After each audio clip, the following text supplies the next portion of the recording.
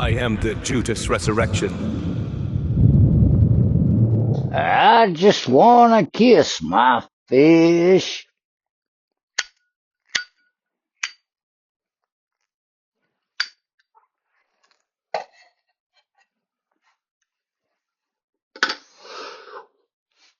Back in 1995, when I was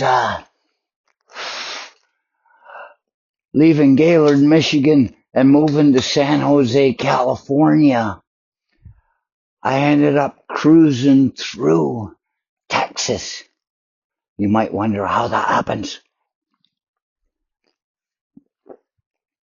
But there was somebody in Texas. I thought, if I don't stop and see him on this 2-month tour,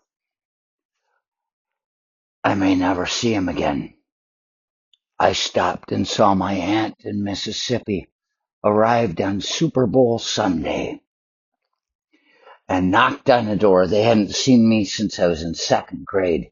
And I knocked on the door looking like this, 6 feet tall, and going, ah, hey, hey. And I said, it's me. It's Archie. Oh, and they invited me in, and they took me, gave me a beer. I watched the Super Bowl with them. I wasn't planning that. It's probably one of the only Super Bowls I've ever seen.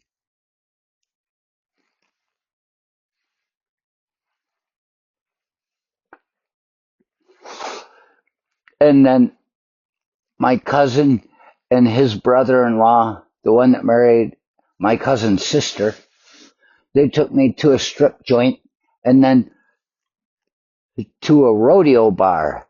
There was a mechanical bull. And I said, I gotta get on this goddamn thing. And I'd never ridden one before. And the guy asked me when I was getting on the damn thing. I had long hair flying all over. I did not belong there. Everybody stopped to watch me because they're like, let's watch this fucking slick fall off a fucking mechanical bull. Who's he think he is, John Travolta? And they don't know I'm not a slick. I come from the stick.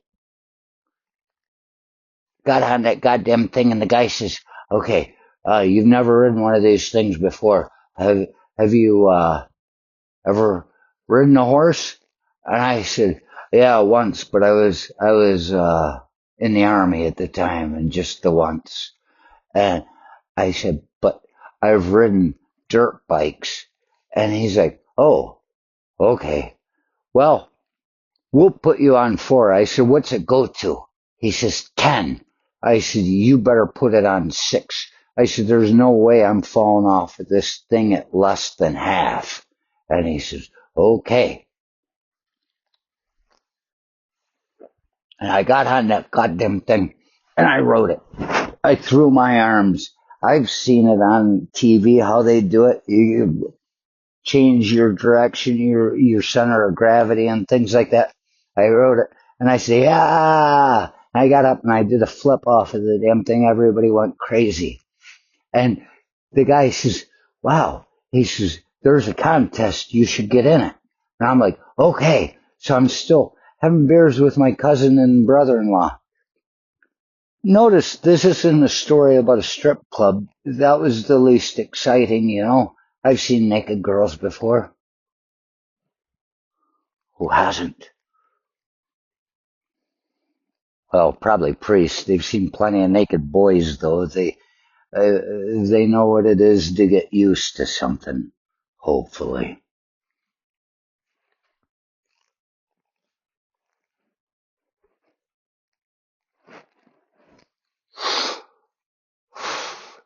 But so I got in the contest, and I made it. I'm riding the 88 seconds, you know, the 8 seconds. I'm not falling off the thing. This guy's cranking me. I'm rah, rah, rah, rah, rah. And then I made it to the finals.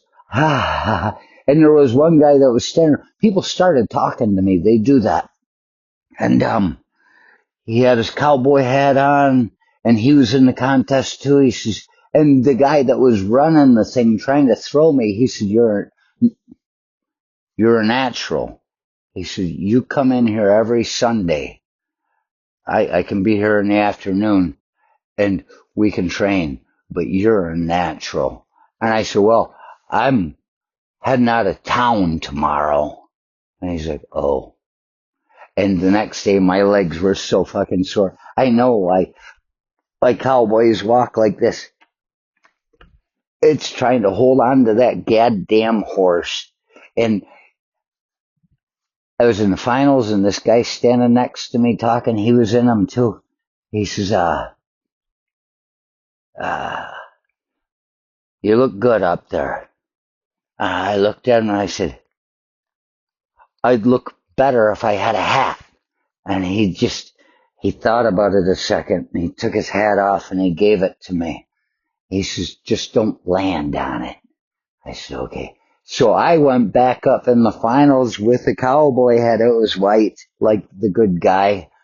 And I rode that damn thing. And I got thrown, but I didn't land on his hat. I was loaded by the time the finals came up, you know. So then I made it to Texas. And as I'm driving through Texas, I spent a month there. Morning radio, I would hear these people talking, two guys and a chick.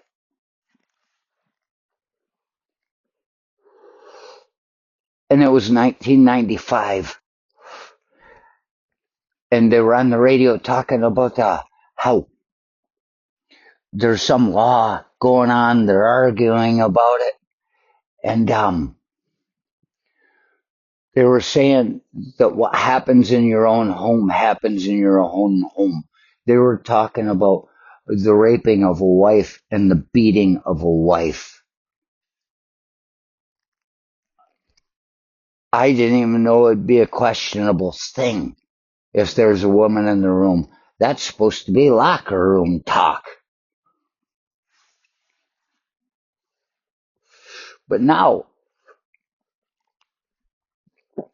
I hear they're still talking about this Olympic boxer chick. I think she's from Algeria or something. They're trying to get her to take tests saying she's got high testosterone. She shouldn't be able to compete in the Olympics against women. And she's like, look at me. Whatever. She says, I'll take the test, but still the same thing is, whatever. They don't seem to have a problem beating up a woman in Texas.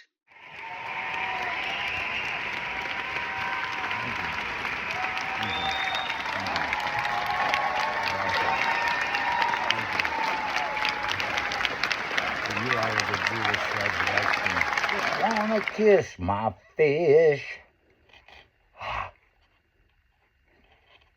Smells like tuna.